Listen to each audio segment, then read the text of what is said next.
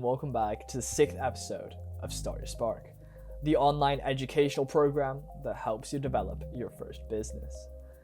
So today we are moving on from our START framework to our SPARK framework, because we went past the ideas of developing and brainstorming and researching your business, and now we're moving on to the S of SPARK, and which is storytelling.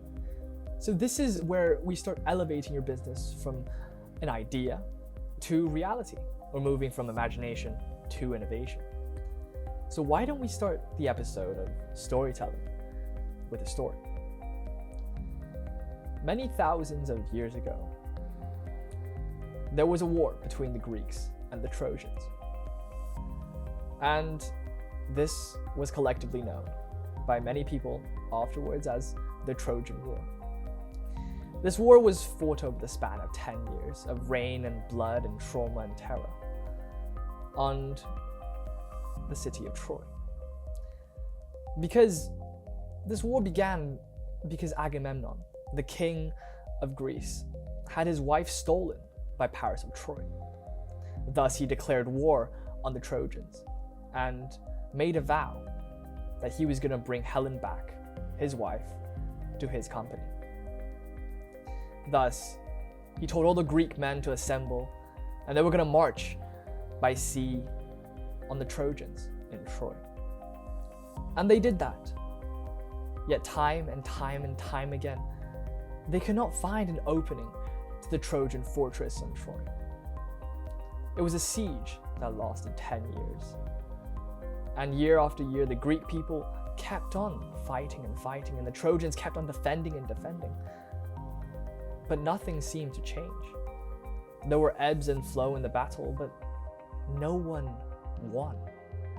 It was a time when the Greek soldiers were demanding to Agamemnon, hey, why are we not going back to Greece? Is this woman truly worth fighting for? And the Trojans, stuck inside their fortress, they were losing their mentality. They were losing their will to survive as well, because they've been blocked up in the city of Troy for years and years and years to come. And there was this man, and his name was Odysseus.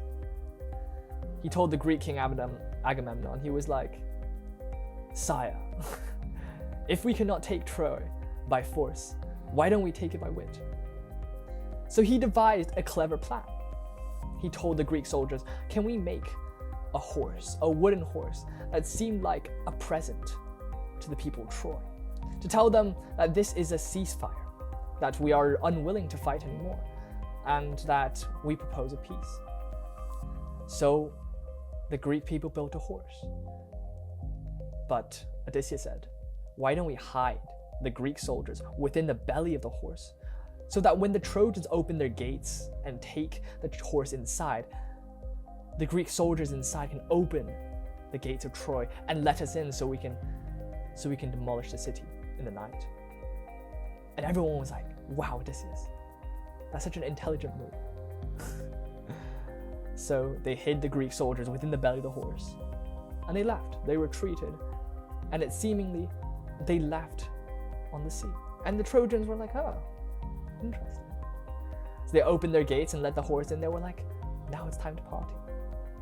However, little did they know, that night, the Greek soldiers climbed out the horse and opened the city gates, and the Greeks rampaged the city of Troy and returned with Helen. So, what does this story tell you? Well, first of all, it's an act of storytelling. However, as we would go through this episode, we would understand why the Trojan horse version and way of storytelling is the one you should approach with your business. So today, through our episode, we are going to go through 3 main points. So first of all, this episode teaches you how to create a memorable story, like the one with the Trojan horse. Second, how to have some actionable steps in storytelling. So I'm going to teach you some actionable steps. Then, 3, the successful examples of storytelling. And I'm going to go through Jonah Berger's 6 steps in Contagious. So, first, how to create a memorable story. So, I think one of the most important things is you gotta interrogate yourself. You gotta ask yourself, what is a reason for me to create this business? This comes in 2 steps, this interrogation. First, you got to understand the origins of the business. Where did my business come from? You got to think, what is an interesting story that I can tell from that? Why did the idea come into my mind? I was learning modern history in my class, and my history teacher told me every single city or every single empire that was built had a founding myth. And this myth might not be true, but it needs to be believable. So he talked about how the Roman Empire had the myth of, Romulus and Remus, two little children who were birthed by the wolf. And this is not believable. This is a myth, yet everyone believed it to be true. So taking the example of Romulus and Remus to the grand Roman Empire, think about something like that. What can be something small but memorable that defines yourself about your business? Then how do we apply that to make your business that thriving Roman Empire? The second thing you need to consider and to ask yourself is, what is my mission and my vision in my business? Because one of the most powerful things you can do in your business is have a memorable slogan. So something that is so eye-catching, something that is so memorable, and something that defines your business so well. Think about Nike's Just Do It, or think about McDonald's I'm Loving It. These examples are quick, small, few-letter words that can really represent the core ethos of business. So for myself, Start Your Spark has the slogan of from imagination to innovation. So this is a very simple slogan that is quite eye-catching and quite memorable. So you got to devise a slogan that really represents your business if you want to do some storytelling. So next, what are some actionable steps of storytelling? I understand it's quite difficult for people to start devising some kind of tale and some kind of myth. And you might think this is cheating people, but it's really not. It gives yourself a brand. That's the most important thing. It's branding. It's you already having the product that you want to sell. You already having the mission and the vision to drive your business, and just putting a silver lining around it. It's giving itself so much more creativity and imagination that you previously didn't have. Or you're just trying to highlight the creativity and imagination within your business that you previously didn't. So this is the process of storytelling. So I have 5 actionable steps that really help me in storytelling. So the first one is know your audience. You got to know who you are storytelling for. For me, I think my audience is more around the teenage years and maybe in your early adulthood. So that's why I took the story of the Trojan horse, because it's heard by every single child out there. If your business is from older people, you might use some older myths and legends that might appeal to older people.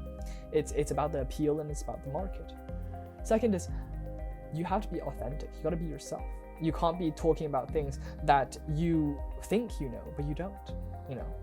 That makes you seem like a liar and a cheat. And in the business world, you want to appear to your customers as someone who is reliable and trustworthy. So 3 is use visuals. It's very good to use animations, as this video currently has some editing as well. It's very important to add some aspect of visualization, because it's much easier for a person to see than for a person to hear. So 4th is keep it simple. Keep the slogan, something like that, simple. Keep the origin story really memorable, like Romulus and Remus in the Roman Empire. It's something like that catches a person's attention, rather than something elaborate and eloquent. People don't need that. People don't have that time in their lives. And last, you got to engage emotion. In the Trojan horse, we were anticipating. In the story of Romulus and Remus, we felt like, these children are so pitiful. These are the emotions that you're trying to engage. These are the emotions that you might want to manipulate within your audience. So talking on from the actionable steps, I really want to go through the 3rd part of this video. It's a successful example of storytelling. And we're going to use Jonah Berger's book, Contagious, Why Things Spread and how they spread. And this is a very good book if you want to check out how to storytell, or more generally, how to make your business something that's viral. So Jonah Berger goes through 6 very important steps, but I'm just going to go through what I think is the most important. So the reason why I started with a Trojan horse analogy is that Jonah Berger devised this Trojan horse strategy towards telling the story. So what you're trying to do is that you're trying to create an engaging narrative like the Trojan horse. The Greeks building the Trojan horse was an engaging narrative for the Trojan to say, oh, they must have surrendered. They must have hung up their arms. They must have wanted to leave in peace. This was the narratives that the Greeks gave the Trojans. However, they didn't understand that there was a hidden meaning behind it. It was that the Greeks were going to besiege the city inside the Trojan horse. So your advertisement needs to be like that. On their surface level, it seems like, it's an engaging ad. But on the depth of it, there's a whole range of hidden meanings that you're trying to achieve. You need to have a purpose to this ad that makes it very memorable. This is also a thing where people don't like advertisements. You want something that does not look like an advertisement, but is, truly an advertisement. This is another way to look at the Trojan horse story. On the surface, it's not an advertisement. Obviously, it's a horse. Right? It's something that the Greeks want to leave the Trojans with the idea of peace. However, on a deeper meaning, it is, it is an attempt to attack the Trojan. It is an attempt to sell you something by advertisement. So this is something that might work.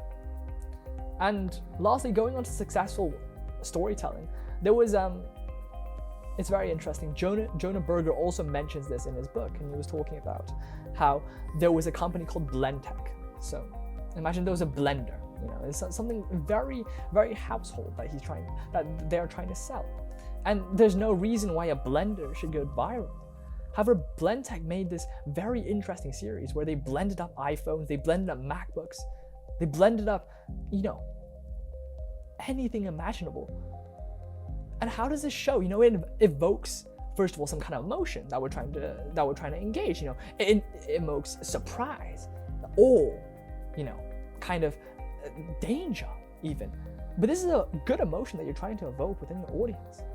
Secondly, the Trojan horse within this story, this idea that the Greeks were gonna kill the Trojans while they're inside the walls, is that this shows not just, this surprisingness, this awe within the people. It also shows that, this blender can really work. It can break iPhones, it can break iPads, it can break MacBooks. It's something like that, where there's two folds to the storytelling that is really, really successful. So that's it. Thank you so much for listening to the video. And I'll catch you in the next one.